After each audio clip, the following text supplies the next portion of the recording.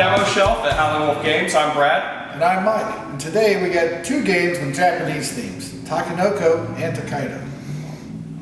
No, not that one today. Well, anyways, they're still really cool. They go off of themes like pandas and food and ninjas, and there are semis with lots of light. No, these are subtle strategy games. Pandas, yes, but ninjas, samurais, trucks. Can you still be eating them?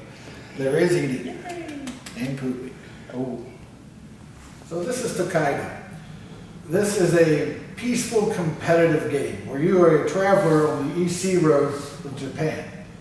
And the idea is to experience different things along the road, such as you'll collect paintings or collect merchandise for sets, or maybe just stopping off at a hot springs.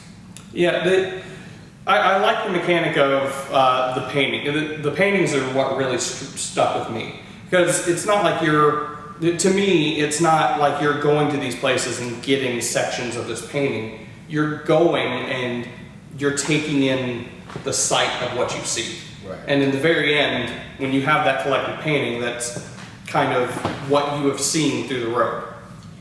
Yeah.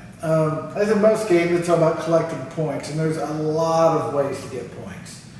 You get points by the paintings, you'll get points by visiting hot springs, collecting merchandise along the way, and you also get points by eating at the end. There is 4 times that you have to stop, and if you're able to eat a meal, then you collect points. And he says, if you're able to eat a meal, because it will cost you money. And there's been plenty of times where I've played this game where I've stopped at the inn and just couldn't afford to eat. But that doesn't have any kind of adverse effect on you. It's not like you're going to starve to death on the road, but... Right, it's just one of the many strategies to win this game. There are a lot of different ways. And that's kind of the fun of this game. Each time you play, you'll have a character who may have a special effect, and using that effect to play the game differently. That's really the replayability of this game. Oh yeah.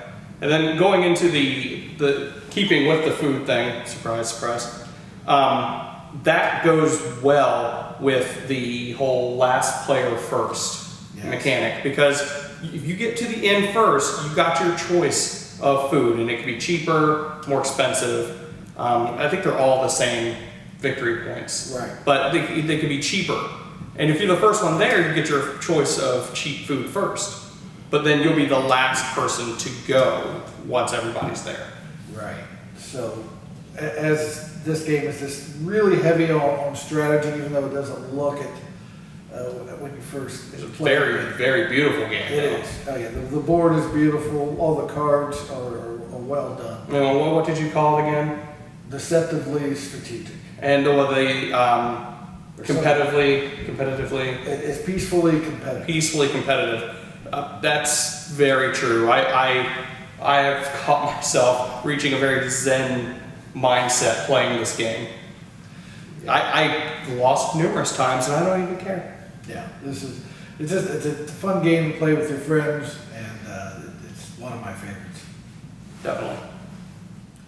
This is Takenoko.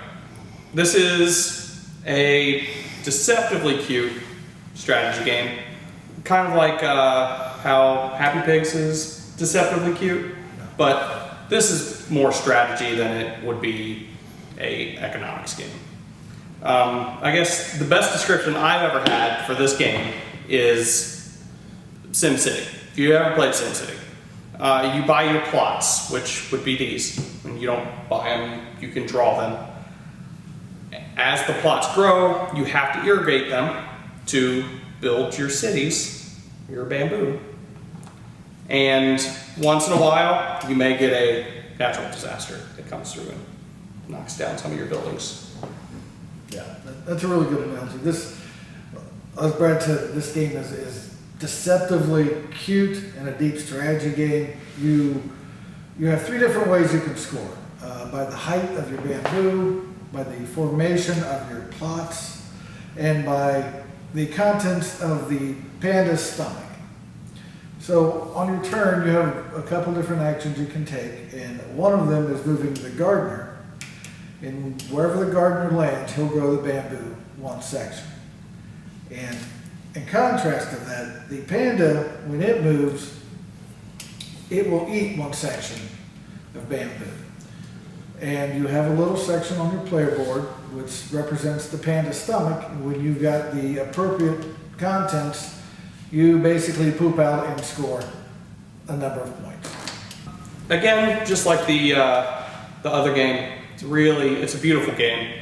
I love being able to build your own board. Right. It's very reminiscent of Catan in terms of the hex board that you build, but you start out with no board.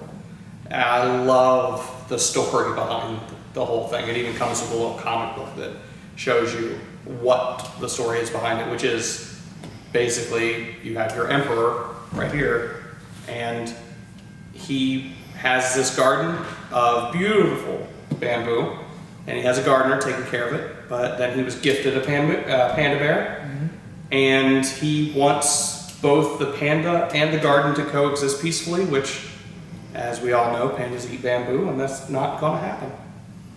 Yeah. This is another peacefully competitive. You don't directly assault your opponent, but you can ruin if you play a yellow tile next to a green one while they're trying to score a green formation. You can upset their plans.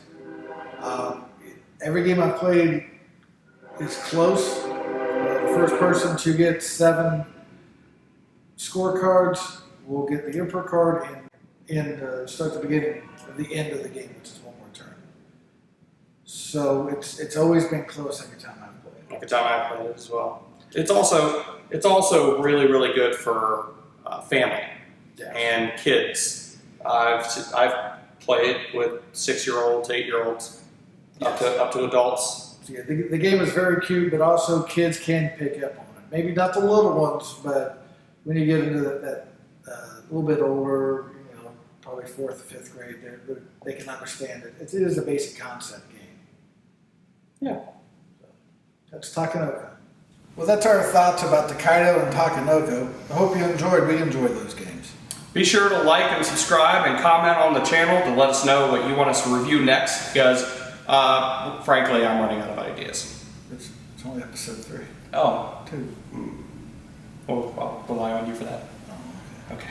Well, I guess with that, we better box up this episode. For that, I'm Mike. I'm Brad.